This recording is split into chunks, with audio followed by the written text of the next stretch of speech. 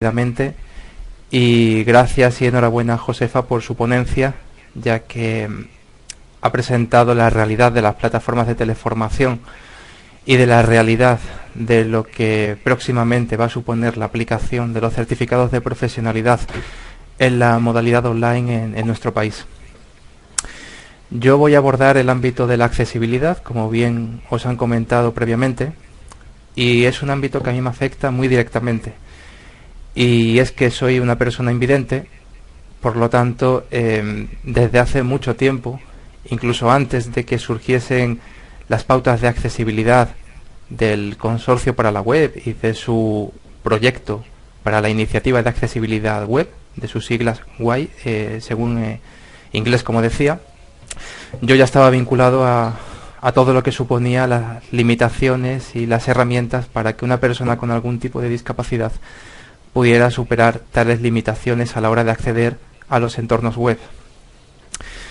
Me gustaría, antes de iniciar esta presentación ligada a la accesibilidad, hablar de la empresa en la que actualmente desarrollo mi actividad, que es Prodafor Consultoría, la cual consiste en una consultora de formación desde la que ofrecemos múltiples servicios.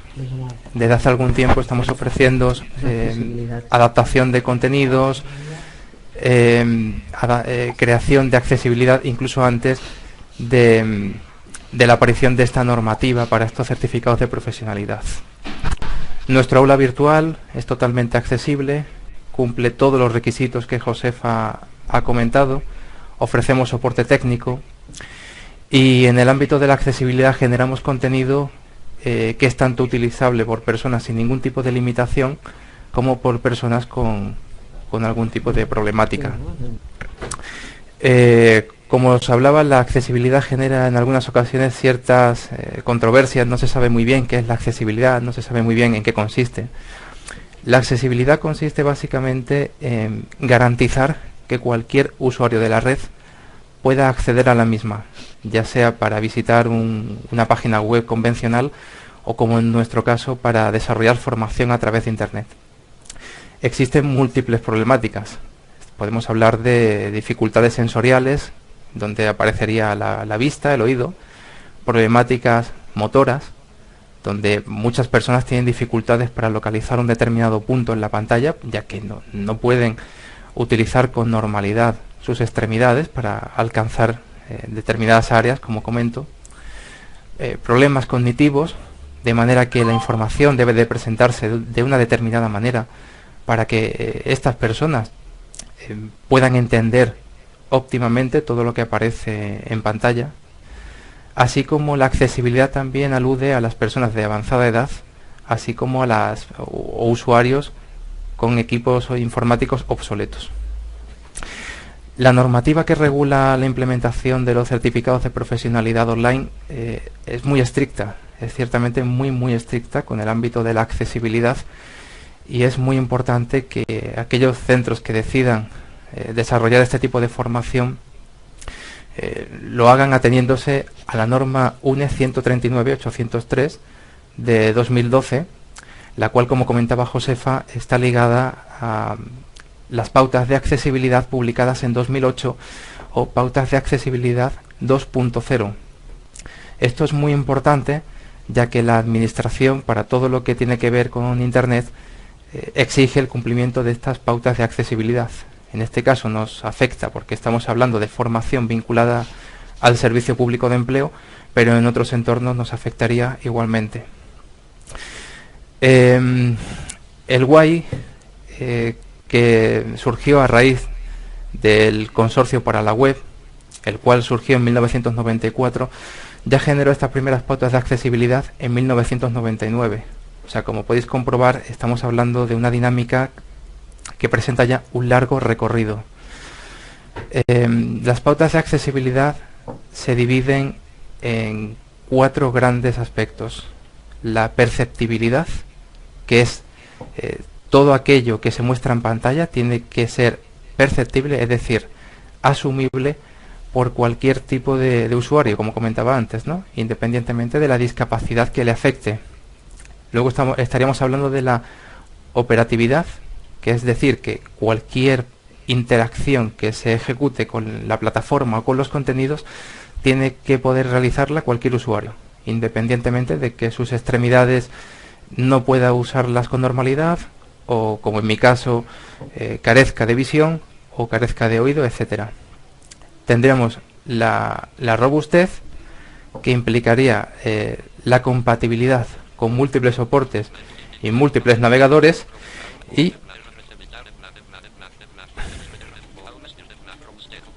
la comprensibilidad, que es aquel aspecto vinculado, como comentábamos antes, a que un mismo contenido pueda ser asumible por distintos niveles de desarrollo cognitivo, ¿no? La accesibilidad afecta igualmente a aulas virtuales como a contenidos, tal y como oímos en la ponencia anterior, y efectivamente Moodle, y no solamente Moodle, Chamilo, Blackboard y cualquier aula virtual carece de esa accesibilidad. Por lo tanto, es necesario implementar código, es importante programar las aulas virtuales para que la navegación, la interactividad, el acceso a la información sea totalmente accesible para todas las personas.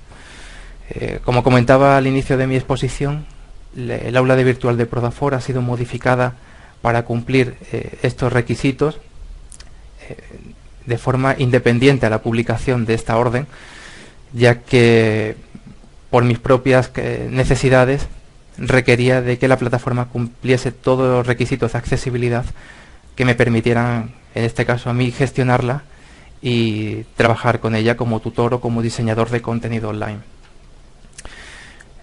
Los contenidos que generan muchas herramientas de autor, que generan SCORM, que generan IMS, no son accesibles. En ningún caso. Hay aplicaciones que pueden garantizar una mayor accesibilidad que otra, pero al final todos los paquetes de contenido han de ser retocados. En este sentido, me gustaría decir también que la filosofía de trabajo de Prodafor a nivel de contenido es algo más textual, porque pensamos que la motivación del alumno ha de desarrollarse a través de lo que ocurre en la acción formativa, es decir, en la propuesta de actividades cooperativas, en el seguimiento del tutor, así como en la combinación de múltiples actividades interactivas con los contenidos. Asimismo, creemos que así se facilita la reproducción de tales contenidos en múltiples soportes, ya sean equipos de sobremesa o dispositivos portátiles, y además garantiza, como comentaba también antes, que tales contenidos puedan ser accesibles para todo tipo de personas, es decir, sin tener que utilizar un contenido alternativo. La utilización de este mismo contenido para todos los usuarios va a facilitar el seguimiento en la plataforma y la creación de informes en base a los requisitos del Servicio Público de Empleo. La gestión de la accesibilidad ha de hacerse, por tanto, pensando en personas que no pueden ver y pensando que van a utilizar herramientas conocidas como lectores de pantalla. Los lectores de pantalla consisten en software que, mediante síntesis de voz, permiten reproducir cualquier tipo de contenido existente en ese momento. Estamos hablando tanto de contenido multimedia como contenido estático.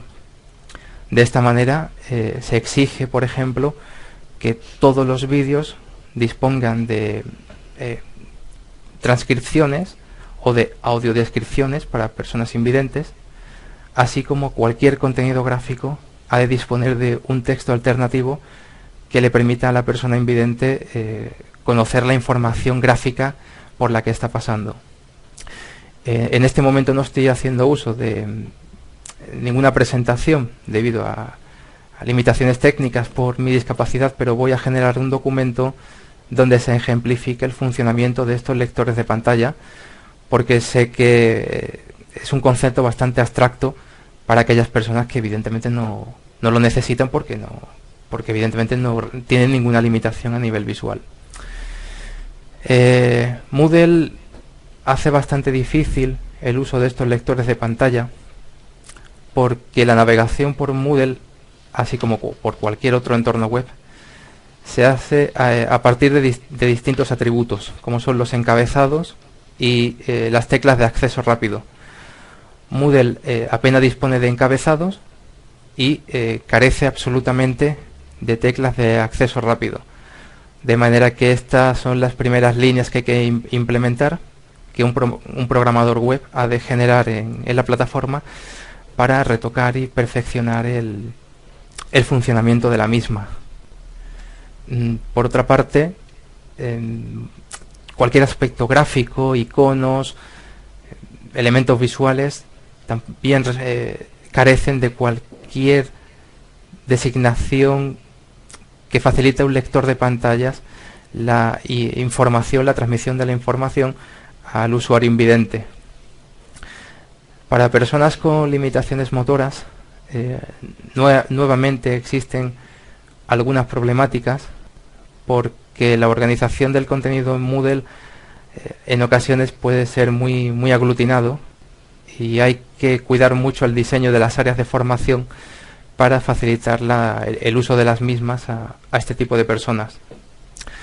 A nivel de problemáticas auditivas, de nuevo Moodle se caracteriza por no facilitar ningún tipo de soporte, siendo preocupación del diseñador web o del diseñador de e-learning la implementación de subtítulos o de imágenes que faciliten la comprensión de esa información, porque aunque no lo parezca,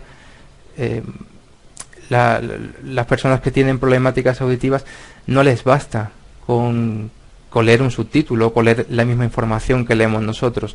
Deben tener un soporte más que facilite dicha comprensión.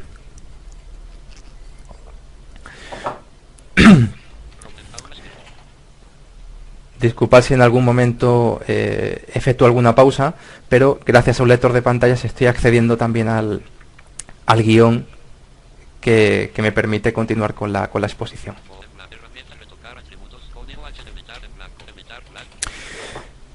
Uno de los grandes problemas de accesibilidad de los contenidos son las animaciones, porque generalmente están creadas en Flash, de manera que es un formato de imagen, de vídeo, de animación, que es totalmente inaccesible, por ejemplo, para personas invidentes. Se recomienda utilizar cualquier contenido alternativo o utilizar HTML5.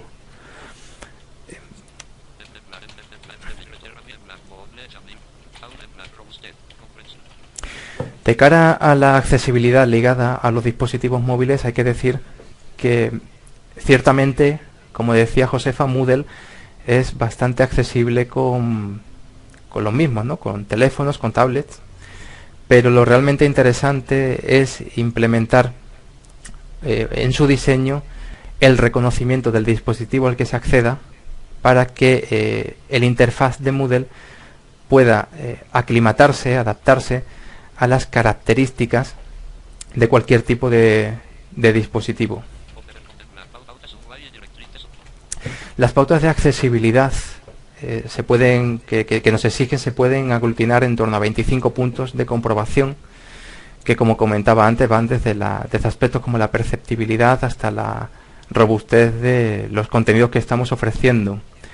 Existen multitud de herramientas gratuitas, pero realmente es función de un técnico, de un ser humano, hablando claramente, que compruebe cada uno de esos puntos de verificación.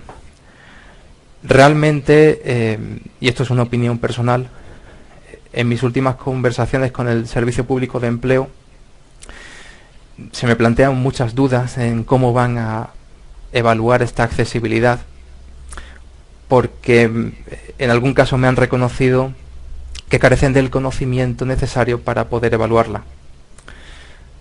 Esta faceta de la aplicación de la normativa sobre los certificados de profesionalidad online me preocupa, porque o bien puede ocurrir que contenidos y plataformas que cumplen los requisitos por algún tipo de desconocimiento sean rechazados, o bien que cualquier tipo de contenido o de aula virtual sea admitido. Entonces, para las personas que trabajamos en este tipo de sector es realmente preocupante. Me gustaría complementar también algunas de las exposiciones que planteaba Josefa en relación a los contenidos. Y es que efectivamente hay que tener muy presente la división de contenidos en unidades de aprendizaje, unidades formativas, módulos. Y otra problemática que he percibido es que no queda muy claro qué elementos de autoevaluación van a ser tenidos en cuenta para su análisis y seguimiento, es decir, para gestionar la traza que han ido dejando en el aula virtual. Comento esto porque indican que hay que proveer de autoevaluaciones cada determinadas horas, cada determinados contenidos. Y una duda que yo planteé al Servicio Público de Empleo precisamente hace 10 días y aún no he tenido respuesta, es si esas autoevaluaciones, al igual que los controles, también van a tener que dejar traza o si simplemente sirven al alumno para que pueda autogestionar su aprendizaje. Existen muchísimas lagunas ahora mismo a la hora de analizar la normativa que hay que tener presente para aplicar este tipo de formación y sinceramente, tal y como decía Josefa también antes, me parece muy difícil que ninguna entidad pueda ofrecer un contenido afirmando que cumple al 100% de los requisitos, porque es que el propio SEPE, una vez planteada esta normativa, tiene algunas dudas en su aplicación.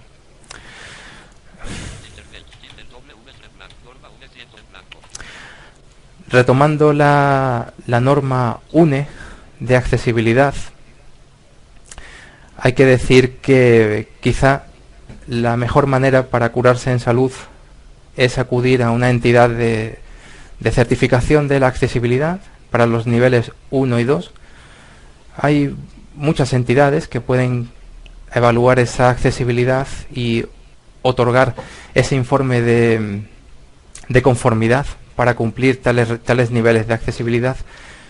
Por ejemplo, a mí me gustaría destacar la empresa Technosite. No hay que confundir esto con ninguna acreditación en ISO, ya que no estamos hablando de acreditar calidad o de acreditar cualquier norma internacional, sino que estaríamos hablando de que una empresa encargada de garantizar una determinada medida, como es en este caso la accesibilidad, puede hacerlo, y sería bastante interesante, sobre todo para aquellas entidades que no tengan claro cómo implementar esta accesibilidad.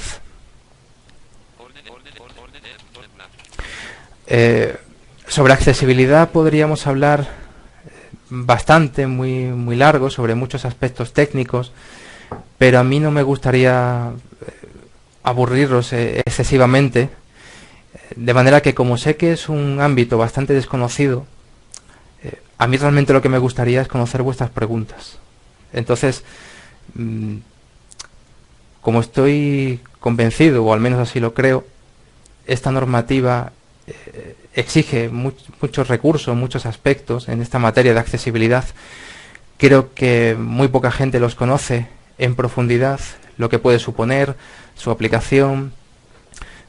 A mí me encantaría poder contestar a todas aquellas preguntas que vayan en esta línea, así como en materia de contenidos que, como os he comentado previamente, también dominamos y desde Prodafor estamos realizando desde hace algún tiempo. Bueno, y no me gustaría dejar de comentar también que desde hace algunos meses la Universidad Europea Miguel de Cervantes nos ha concedido su respaldo para impartir un experto universitario en diseño de e-learning accesible, ¿de acuerdo? Donde muchos aspectos de los que la normativa exige los abordamos. No se pueden abordar todos porque, como ha sido una formación desarrollada de forma anticipada a la aparición de estos certificados, hay algunos aspectos que no se abordarían en esta formación, pero muy probablemente los abordemos más adelante. Entonces, como comentaba, me gustaría recibir vuestras cuestiones, vuestras preguntas, y sería para mí un placer aclarar todo lo que fuera necesario.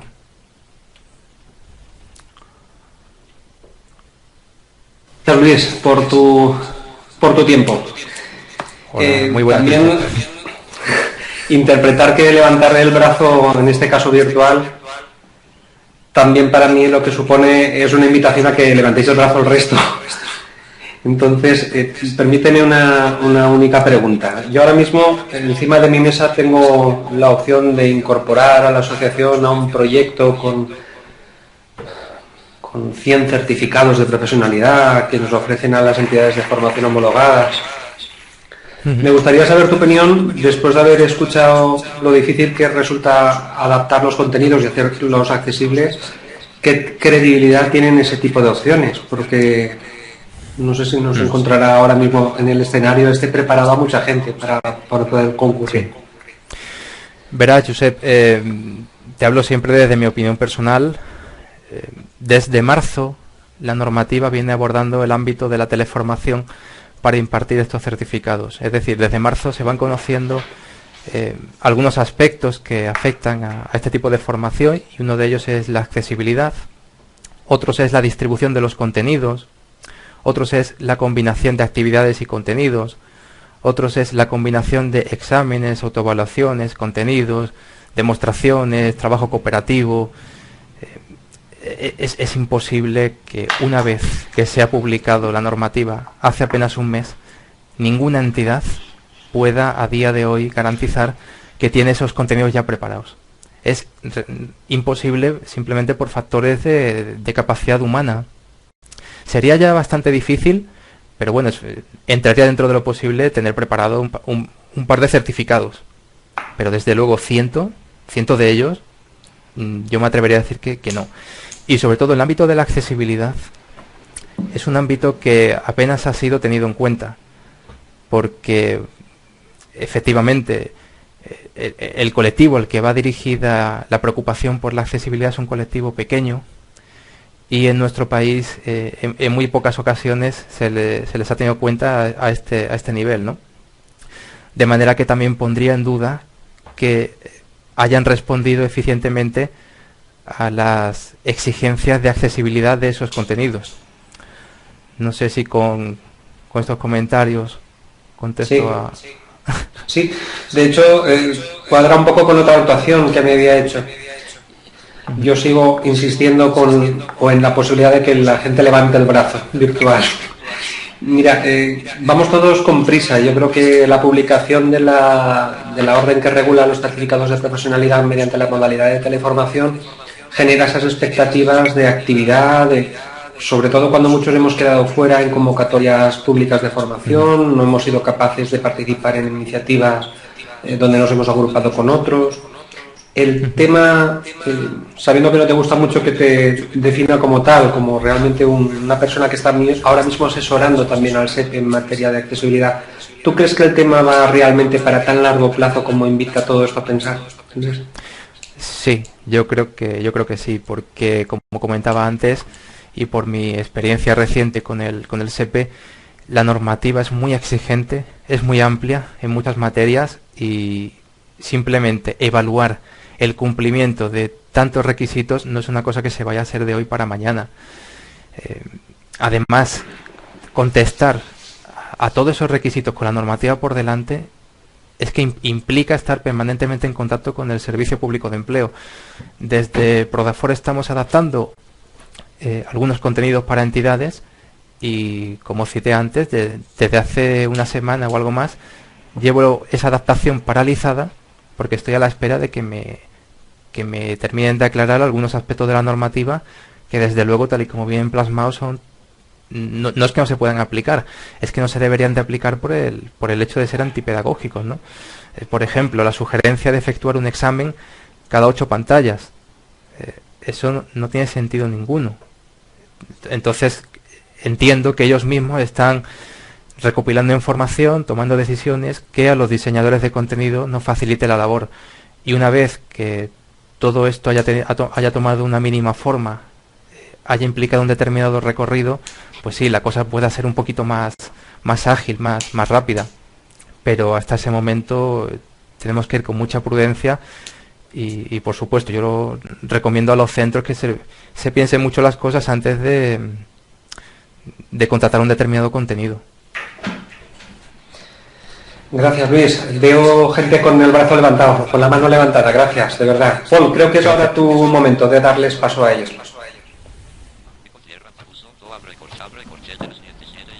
¿Me veis ahora? Perfectamente, Santiago. Me alegro de verte. Bien, tenía un pop-up arriba. Buenas tardes a todos. Muy buenas tardes, Santiago. Enhorabuena a los ponentes que vienen hasta ahora. Y yo desde la Asociación Aspace, la verdad es que esto que estás contando, Luis, es como una utopía que veíamos desde hace tiempo y tal cual te la quería transmitir sin ánimo de desalentar a nadie, justo lo contrario. Hay mucho trabajo por realizar. Nosotros en Parálisis Cerebral nos encontramos con problemas que tienen dificultades, personas que tienen dificultades motóricas, en otras ocasiones visuales, en otras cognitivas, y en ese mismo me planteo ya no solo si hay una plataforma de formación que pueda dar respuesta a todas las necesidades de las personas con discapacidad, sino de si hay alguna página web que ya tenga respuesta a ese tipo de necesidades. Y yendo un poco más, si habéis planteado distintos contenidos con un filtro previo en función de esas necesidades que plantearía la persona antes de pasar, porque si hablamos de discapacidad cognitiva, si es de lectura fácil, si es con tecla acceso rápido, si hubiera un barrido, que nosotros utilizamos mucho el tema del barrido por zonas, a través de la pulsación de un pulsador, de clic.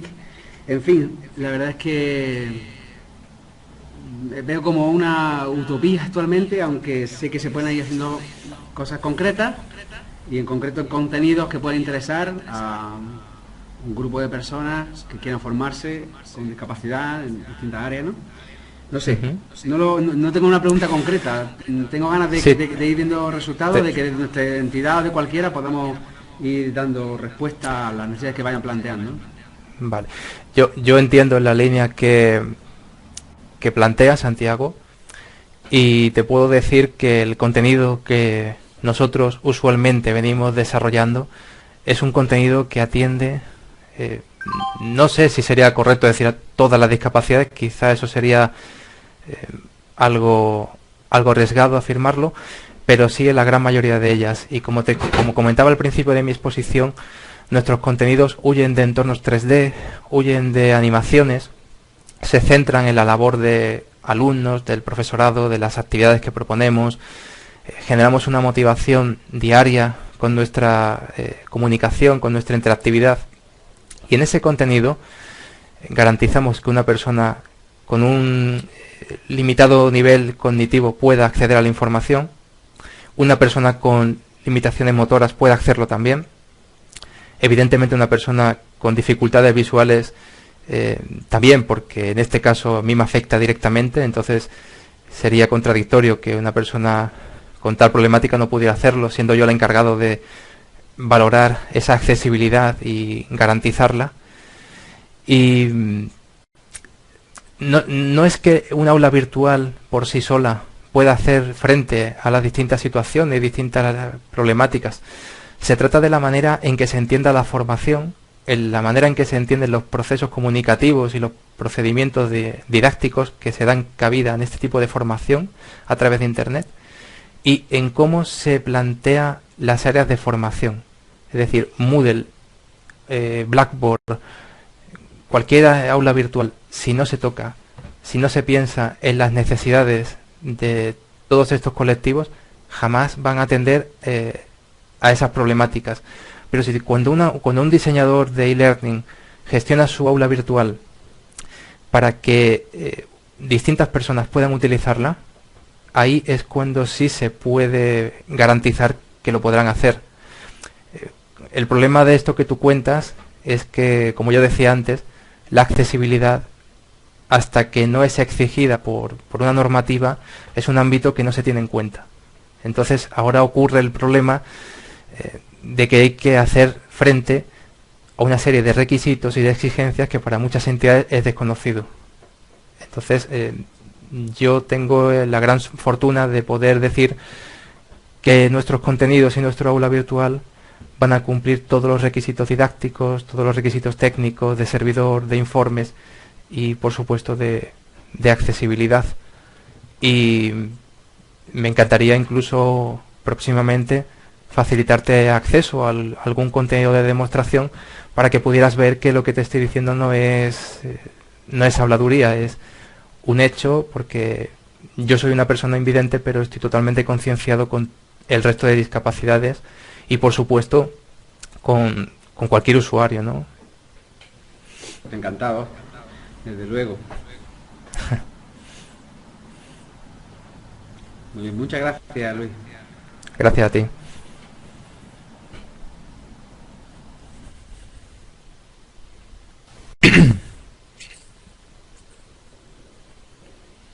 ¿Sí? ¿Me oís bien? En primer lugar, felicitar a Luis por su intervención, pero sobre la velocidad o no que tendrá el SEPE en homologar plataformas, yo no es que sea muy optimista, pero creo que no va a tener más remedio que acelerarlo. Entre otras cosas, porque han tenido que y van a tener que renovar el contrato de formación y aprendizaje que finalizaba el 31 de diciembre, y lo han tenido que renovar, entre otras cosas, porque no hay ningún centro que pueda estar homologado para impartir el contrato de formación en teleformación. Con lo cual creo que van a tener que acelerarlo, que no sé, sí sé que ahora estamos en un régimen de altas exigencias, pero eso la administración lo ha hecho en general casi con todo. Yo participé en un proyecto de Infocto, recuerdo que fue Internet para Todos, con el Ministerio, y conocí básicamente las entrañas de cómo se piden las cosas y luego cómo acaban. Y creo que independientemente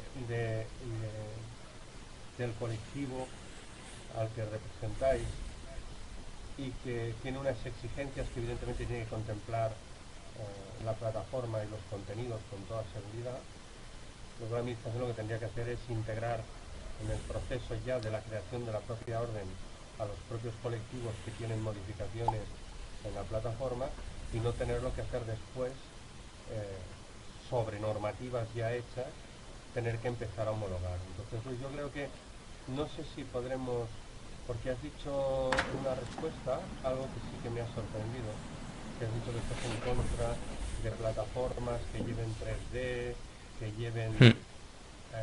pues yo creo que si estamos hablando de un sistema que es normalizado para todos los colectivos, quizás para determinados colectivos que tienen deficiencias, que esto no les aporta ninguna ventaja, que se cree una parte de la plataforma, pero en general a nivel de contenidos europeos lo que no podemos es seguir contemplando contenidos, que es lo que hemos tenido hasta ahora, que a la que le digas a la gente que puede poner contenidos que no representen un avance en el propio diseño de la formación, que van a meter PDFs, que van a meter cualquier cosa de muy baja calidad. Entonces me gustaría saber cómo contemplas tú la integración de las dos cosas, de una plataforma que tenga contenidos con videojuegos, etcétera, etcétera, que dinamizan más, con un colectivo que eso no les favorece el conocimiento, sino que necesitan un contenido más plano. Muchas gracias, Carlos. Me encanta tu pregunta. Sobre este tipo de cosas he tenido ya la ocasión de hablar en otros entornos y voy a ofrecerte ahora mismo mi opinión personal. Y bueno, espero que le des la valía adecuada, ya que, como he comentado, llevo ya algún tiempo diseñando e-learning y padezco esta discapacidad, ¿no? Los entornos 3D, los serious games, los avatars, es realmente una maravilla y yo no estoy en contra de eso. Yo lo que estoy comentando con mi exposición es que accesibilidad significa que tanto una persona que sufre una determinada discapacidad como una persona que no sufre ninguna debe de poder acceder al mismo contenido. Y desde hace algún tiempo, como tú bien has comentado, la gran preocupación en el ámbito del e-learning se está centrando en los diseños, es decir, en la estética.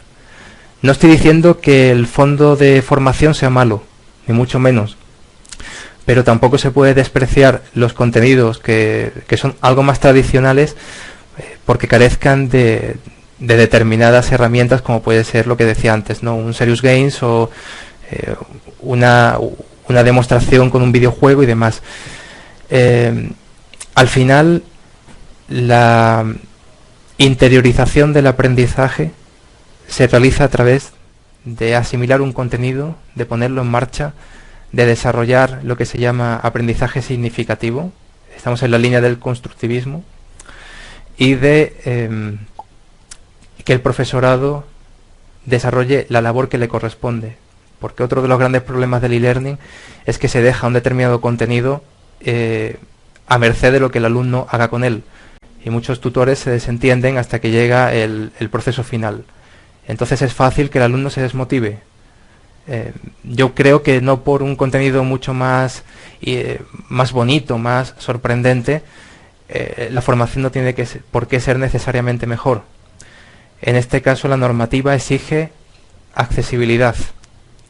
Por lo tanto, esa accesibilidad está en contra de los entornos 3D y de cualquier recurso estético de estas características. Y vuelvo a decir que yo no estoy en contra de esto.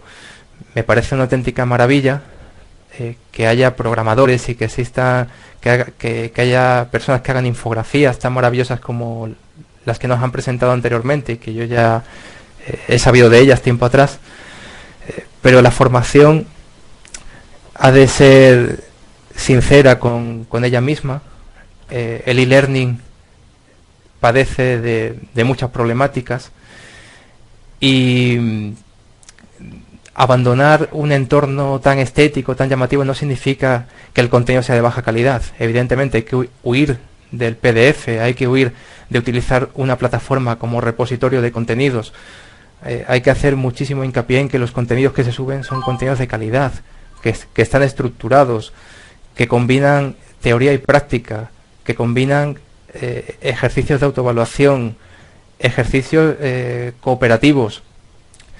Si se hace eso y se utiliza un diseño algo más tradicional, yo creo que estamos en posición de garantizar que el aprendizaje se va a desarrollar, que va a ser un aprendizaje de calidad y que va a ser un proceso formativo caracterizado por la accesibilidad a todos.